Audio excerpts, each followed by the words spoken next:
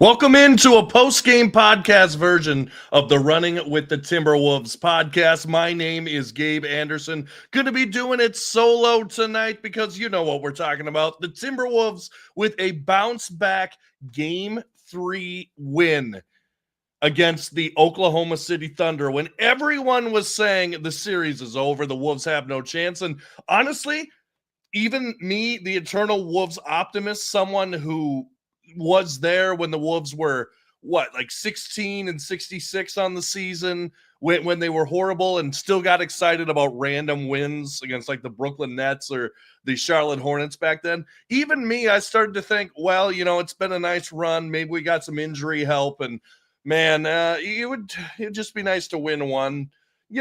Just to say we tried in the series, but I feel completely different now after tonight's statement win. It should be a party in Minnesota right now. It should feel like we just won Game 7 of the NBA Finals, not for the players, but for the fans, because basically this team was dead on arrival, and they're not anymore. They came out and made a statement tonight, and it was awesome to see. But before we get going, I do want to thank our sponsor, 612 Tees. They're an awesome local company that makes really cool shirts, and I'll show you some of them right now. We'll go to their website right here. Take a look at some of them right here. We got the couple Anthony Edwards one who was awesome tonight. We'll talk about it. 1-800-NAS Reed. This is the one that I have, the Dante DiVincenzo shirt. He had a pretty good night. I mean, really, everyone had a good night. Julius Randle shirt. Love this Nas Reed one as well. So check them out, 612 Tees. The link is in the description. And use promo code RUN30. That's RUN30 at checkout to get 30% off your first purchase. Thanks so much to 612 Tees. Use promo code RUN30 at checkout. Thanks again to 612 Tees. And let's get back into it. Your Minnesota Timberwolves victorious tonight, 143-101. Now, actually, surprisingly, I was surprised by this.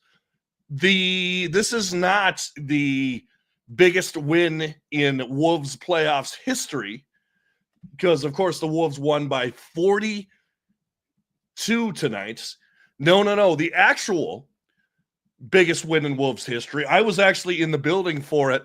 It was the Denver game last year, Game 6, where they actually won by 45. And another thing I was surprised for, despite how hot the Wolves were from three tonight, not their most threes in a game. Actually, against the Lakers, I think in Game 1, they hit more threes. They hit 21 threes that night. They hit 20 tonight. But, hey, we'll take it. With how we played the first couple games, we'll absolutely take that. And what I loved was the Wolves, they built the big lead in the first half. I think they're up 31 going into halftime. And then we see it coming, right? We see the Thunder coming back. We see them go on an 11-2 run coming out of the break. And Chris Finch calls a timeout. Now, there's some debate. Should he have called a timeout earlier? Should he have waited? But what I will say is whatever he said in that timeout, and whether the players found it in themselves, whether it was what Chris Finch said, something worked because they came out firing on all cylinders after that. They built the lead up to close to 40. I think it got to 40 in the third quarter, but they went on a 33-18 run after the Thunder got within 22, which is crazy to say, right? After the first two games, the closest the Thunder got in the second half was 22. But, you felt it coming, right? You felt, oh no, here come the Oklahoma City Thunder. They're going to do what they do in the first, or what they did in the first two games. And it didn't happen tonight because the Wolves stepped on the gas pedal. Nickeil Alexander-Walker, and I mentioned this in the last podcast, which you can check out on this channel and on your favorite streaming service, is what was saying that basically you can't wear down this Oklahoma City Thunder team. In the regular season, what the Wolves did was wear down opponents. Basically, just take their will, wear them absolutely down, and then in the fourth quarter, you just win on talent, right? Like you can do that. I mentioned in the last podcast against the likes of the Charlotte Hornets, the Brooklyn Nets. You can do that against those teams. You really can. But against this team, you can't do that. What did the Wolves do? They came out and played 3 amazing quarters, really 4 amazing quarters. But does it really count at the end? I don't know. Because really, when the lead was 37 going into the fourth quarter, they really, OKC waved the white flag, and probably rightly so. Probably rightly so. Now, if it was a game where, let's say remember that Denver game from 17-18 where you had to get into the playoffs if you won the game. If you won the game, you got into the playoffs. Maybe they don't wave the white flag that quick at that scenario, but they did tonight, and the Wolves were pedal to the metal. And I love what Tim here says. They didn't let up. The ball movement was crisp. The defense was together. And I 100% spot on. Honestly, I thought there were moments in game 2 and 3, or excuse me, 1 and 2, where the ball movement wasn't bad. I talked about this on the yesterday's show. There were 2 possessions in game 2 where the Wolves were moving the ball. Someone drove baseline and found a wide open 3-point shooter in the corner. And I'm like, that's how it's supposed to look. The difference tonight was effort, was aggression, and the Wolves hit shots. I mean, we can't overlook that, right? At the end of the day, it's a make or miss league, is it not? You can have the worst offense in the world. You can not run any plays. You can just dribble the ball up and not pass whatsoever. And if you have a guy who's good enough who can chuck up a 3 and make it, you can maybe win a couple games in this league. But the good thing was, even on those possessions, as Chris likes to call them, the no pass possessions, they hit shots. I mean, in the fourth quarter, Randall hit that deep one. Ant hit a few deep ones. I mean, the Wolves went 20 for 40 from 3. So let's not bury the lead here. A big part of this win was that the Wolves made shots. That was a big part of it. They made shots that they didn't make last game. And just one note before I forget about it, because I have so much to talk about tonight. I almost loved watching the fourth quarter as I was getting ready to go live. And Terrence Shannon Jr. wasn't in the game. He wasn't in the game with like Luka Garza and Josh Minot and Rob Dillingham. And I love that. You know why? Because that's Coach Finch saying, TSJ, you played awesome tonight. You earned your minutes when it mattered. I don't need to throw you in just to get garbage buckets here, here and there. I need you for the rest of this series. So I'm going to let you watch your buddies, your bench buddies.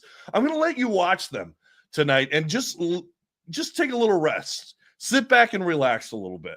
And I love that move from Chris Finch. That is instilling confidence in Terrence Shannon Jr. Like, you're a part of this series now. I put it out on Twitter, but Terrence Shannon Jr. has entered the chat, and he was huge tonight. Particularly, Wolves have a 19-point lead going into the second quarter. By the way, what a good night to have probably your best first quarter of the entire year. I mean, let's be completely honest. Even if it's not the biggest point differential, I didn't look it up. Even if it's not the biggest point differential first quarter of the year, it's the most important because it's game 3 of a Western Conference Finals in a must-win game. That's why it's the best first quarter of the year. But Terrence Shannon Jr. comes in, hits 2 buckets in a row, and just a difference maker out there, man. I felt like everyone was flying around tonight, making stuff happen. Terrence Shannon Jr., I mean, he finished with 15 points. He's a plus 11, and that is why, as much as you hate to see guys go down, as much as it was painful some of the times without Ant or the games without Julius Randle and Dante DiVincenzo. One, I think those injuries gave particularly Julius Randle a new perspective on the team. He's talked about that time and time again, that when he watched this team from afar, from the sidelines, he was able to see how the offense worked and see how everything was cohesive together and see how he was able to attack and be part of this offense and defense. And the other thing is it gave guys like Terrence Shannon Jr. and Jalen Clark some run, some opportunity to get ready for spot minutes when we need them in the playoffs. And it showed tonight. Talk about being ready. Talk about rising to the occasion and not shying away. As a rookie, as a late round draft pick in the Western Conference Finals, to get your first real minutes and dominate them, or maybe not dominate them, but really make a huge difference and ride the momentum of the Wolves. That was fantastic. Of course, you got to talk about Anthony Edwards, our fire starter. What was it? Ant had 18 points in the first quarter, and the OKC Thunder at one point had like 16. Or no, 14. Ant had 16 in the first quarter. The OKC Thunder themselves had 14 points in the first quarter. I mean, Ant got us going. He was flying around. How about this?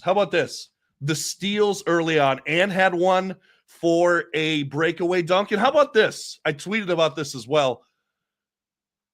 How about the fact that Rudy Gobert had two, not blocks in the first quarter. He had two steals. Were they down low? Were they on entry passes in the post? No, they were on the perimeter. He had two perimeter steals in the first quarter. And then he took it down, which I've been saying this all year. I say this time and time and time again. I hate fast break Rudy because he tries to be too cute and tries to do too much. And honestly, he's not that good at it. But I think those steals and that aggression and that Ant steal as well that went down for a dunk, I think it just set the tone. And then, of course, we got to talk about the crowd made a difference tonight. It did. It's different playing at home. And as much as the Wolves like to call themselves underdogs, there's nothing like being at home with a raucous crowd cheering you on as you're destroying a team and boosting you forward. There's something to that in the NBA, and that showed tonight for this team. They rode the crowd tonight and responded and just were pedal to the metal all night long. And it was just awesome to see. And remember, we talked about it if you've been listening to the podcast throughout the weeks or throughout this series, I should say. Points off turnovers. Now, it's not going to look as glorious tonight of a turnaround because, I mean, the Thunder got a lot of points off turnovers in garbage time, but we were leading it for a long way. So you look at it, points off turnovers, 16-15 Wolves. But let me remind you, in the first two games of the series, the Thunder had a combined 53-20 advantage on points off turnovers. And that's just changes a game. When you can be even or around even on that stat, something that the young Oklahoma City team loves to do. They love to get out there. They love to attack. They love to make you make mistakes and themselves not make mistakes. That's absolutely huge. And we saw that tonight. Just the Wolves flying around, making huge plays, being who they are. That's what it's supposed to look like. Now, the shooting's going to come and go, right? Because shooting's a chameleon. It come and go. Oh, whoa.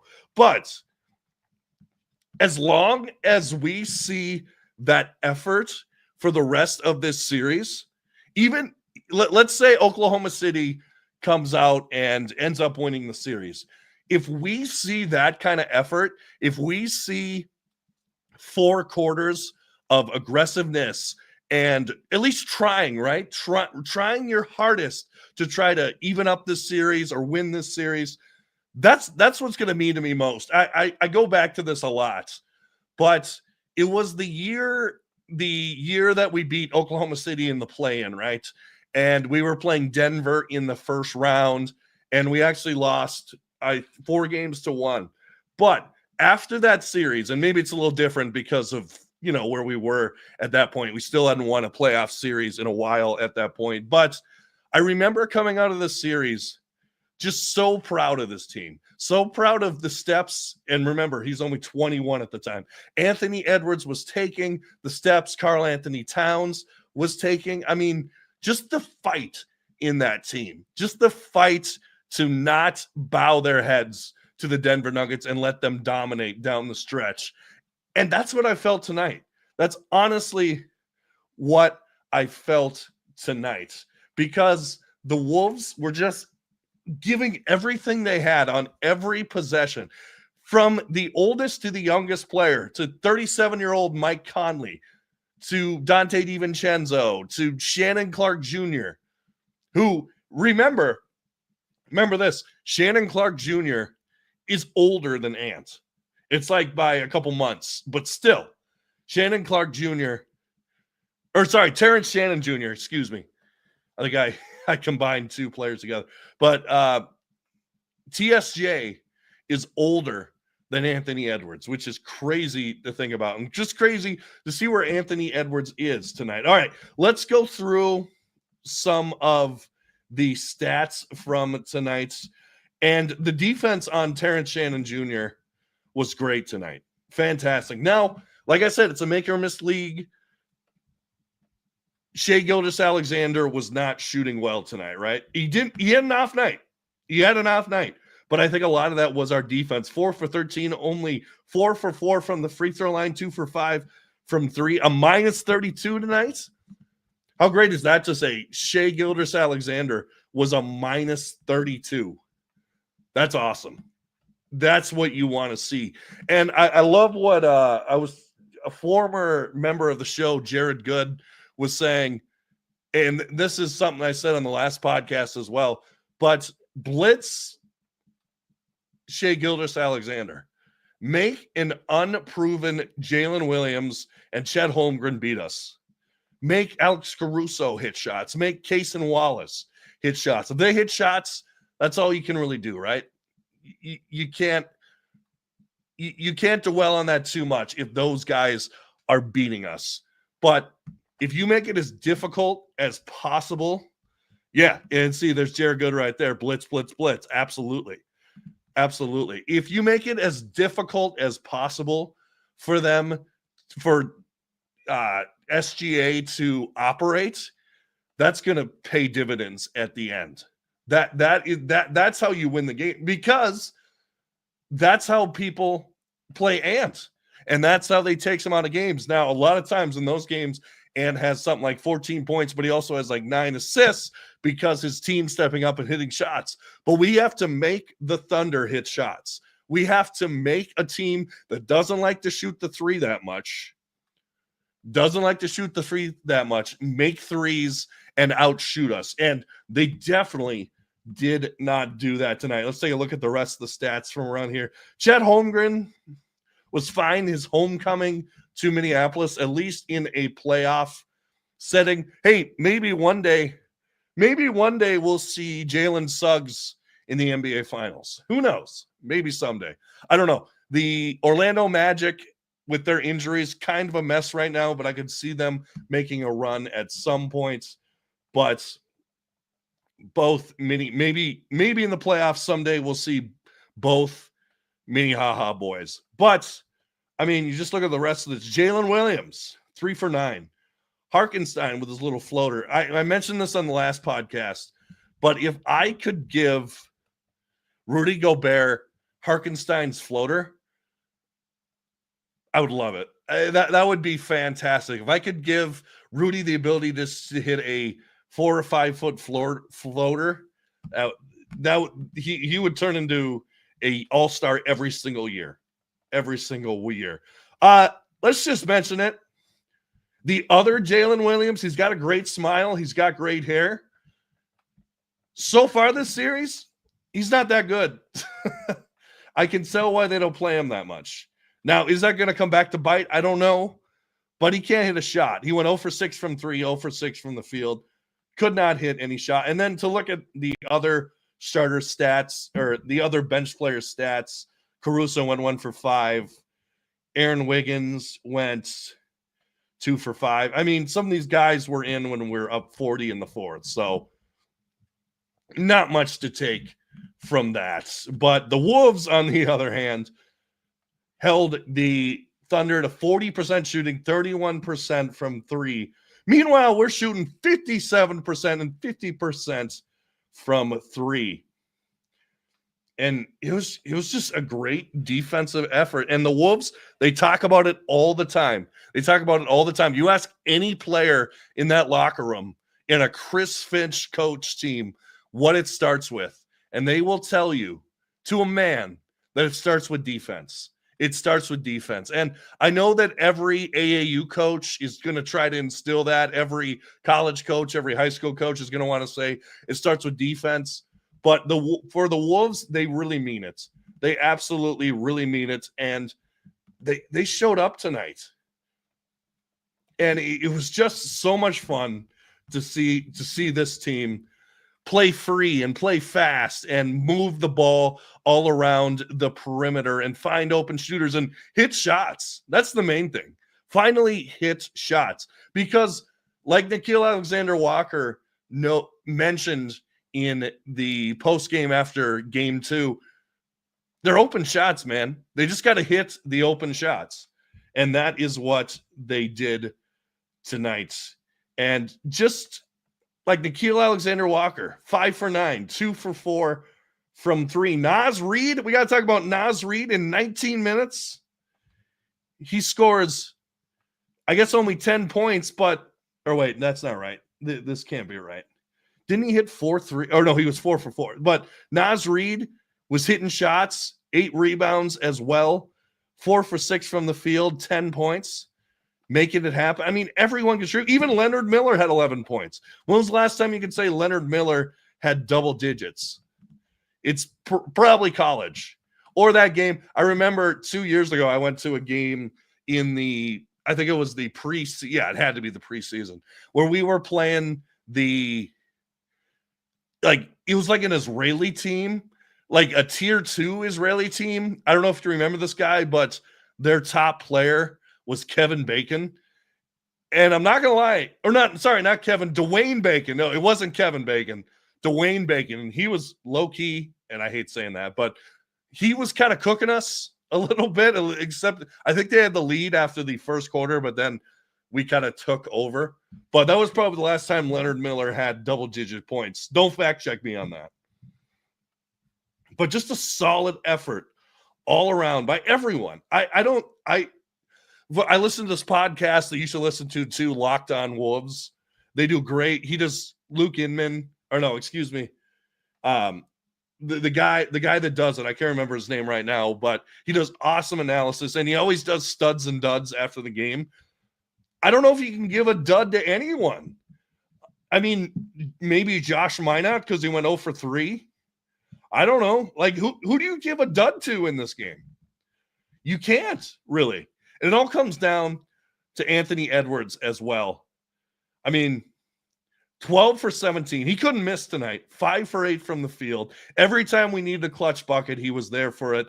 9 rebounds, 6 assists, 2 steals. That awesome steal that turned into a dunk. And then Julius Randle, proving that game 2 was a fluke for him. Absolute fluke for Julius Randle. Because he's been awesome these playoffs, minus game 2. And people, and I was thinking about it, are we going to get 2 straight games where we didn't see Julius Randle in the fourth quarter? Because game 2, we didn't see him in the fourth quarter because of play. Coach Finch wanted to go with Nas, whatever. But tonight we almost didn't see him in the fourth quarter because we're up 37 going into the fourth quarter. Now, he did play and hit that crazy long 3. Personally, I get that Coach Finch wants to put the game away and not leave any doubt, particularly in the playoffs. But I think up 37, particularly when the other team has called off the dogs, you don't got to play Randall and Nas and DiVincenzo. And don't get me wrong. I get it. I get it that you want to make sure, absolute sure, but there's been times I don't find much wrong with Chris Finch. I think he's proved without a shadow of a doubt what he can do and how he can succeed with a team like this. I mean, we made it to 2 straight Western Conference Finals, guys. I mean, let's not bury the lead here. That's outstanding. Injuries or not, I don't care who was on the other team. I don't care if Dwayne Bacon was the best player for the LA Lakers.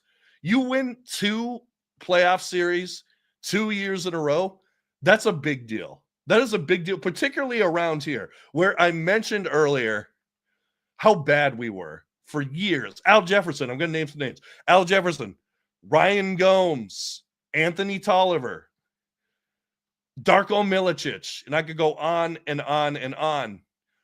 But now we got guys like Anthony Edwards and Jane McDaniels and Julius Randle and Dante DiVincenzo and Mike Conley and Rudy Gobert. It's just a whole new ball game, and I'm so psyched going forward. This is just so much fun, guys.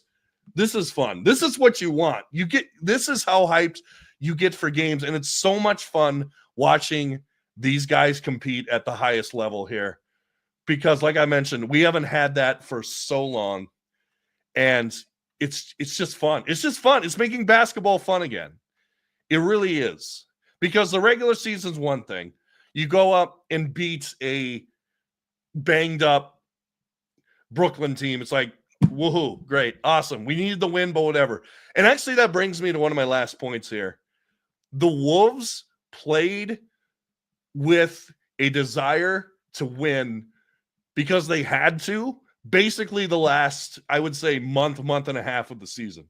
They had to win. Now, obviously, there were some slip-ups, right? Like, of course, that Milwaukee game, which I'm sure came to all the fans' heads, right? When the OKC Thunder start going on that run and cut it to 22, it's like, oh no, here we go again. But basically the Wolves had to win something like, I would say 20 of their last 25 games.